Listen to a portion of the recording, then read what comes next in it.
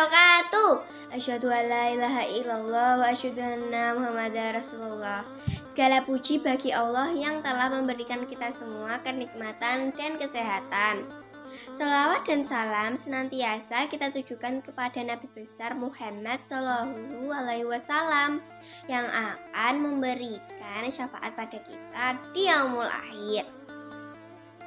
Hadirin yang dirahmati Allah, sudah menjadi kebiasaan sebagian dari kita suka memperhatikan yang besar dan meremehkan yang kecil. Padahal yang kecil bisa lebih membahayakan bagi kita. Orang pada umumnya jatuh tersandung bukan karena batu besar, tetapi sebaliknya mereka terjatuh hanya dikarenakan batu kecil alias kerikil. Demikian pula dengan dosa.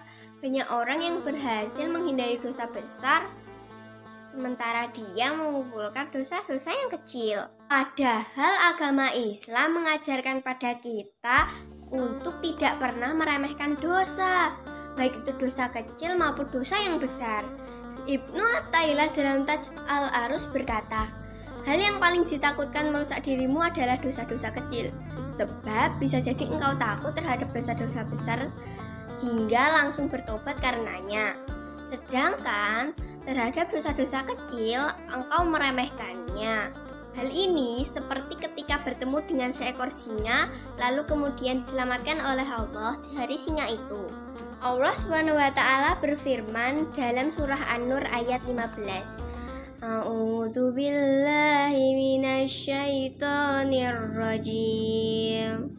Bismillahirrahmanirrahim. Istallaqawnahu bi alsinatikum wa taquluna bi afwahikum ma laisa lakum bi ilmu wa tahsabunahu hayna wa huwa indallahi azim.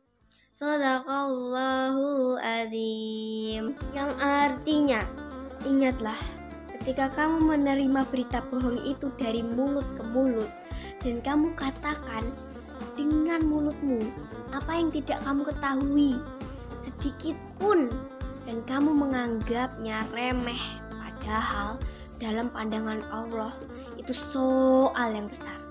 Begitulah kandungan surat An-Nur ayat 15 yang menjelaskan tentang dosa kecil. Selain itu, Imam Ahmad meriwayatkan sebuah hadis untuk mengingatkan umat Islam agar tidak meremehkan dosa kecil yang sering diperbuat. Awaslah kalian dari dosa-dosa kecil yang biasanya diremehkan, sebab itu semua dapat terkumpul sehingga dapat membinasakan orangnya.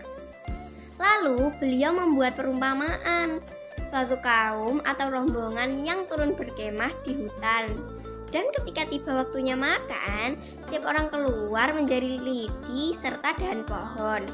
Setiap orang mendapatkan satu dahan hingga terkumpul banyak untuk menyalakan api yang digunakan untuk memasak makanan.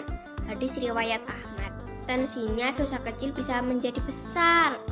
Ibarat kata pepatah, sedikit demi sedikit lama-lama akan menjadi bukit. Kata Imam Al-Ghazali, bukankah gunung itu isinya kumpulan debu-debu? Dosa besar kadang dapat langsung kita rasakan dan timbul penyesalan. Selalu melakukan tobat dan selalu beristighfar kepada Allah. Namun dosa kecil kepada manusia seringkali luput dari perhatian. Terkadang dosa kecil kita kepada orang lain tidak diampuni, kecuali kita meminta maaf kepadanya, dan ia juga memaafkannya. Jangan pernah meremehkan dosa kecil, dan marilah bersihkan diri dari dosa. Kalau kita anggap sekecil apapun, teman-teman, senantiasa beristighfar, mengakui dosa, dan memohon ampunannya. Jauh lebih baik daripada terlalu angkuh dan sombong, menganggap diri mulia di sisinya, padahal bisa jadi sebaliknya, teman-teman. Semoga kita dan anak-anak keturunan kita termasuk ke dalam golongan orang-orang yang saleh, yang senantiasa dilindungi Allah Subhanahu wa Ta'ala, dan terhindar dari dosa, baik dosa kecil, terlebih lagi dosa yang besar. Amin ya rabbal alamin. Teruslah berbuat baik dan jangan lupa saling berlomba dalam kebaikan dan saling berpesan dalam kebenaran serta kesabaran ya teman-teman. Sekian yang dapat saya sampaikan. Mohon maaf apabila ada kekurangan, karena kesempurnaan hanya milik Allah Subhanahu wa taala. Salam sehat, selamat beraktivitas. Jangan lupa tetap menjaga protokol kesehatan teman-teman.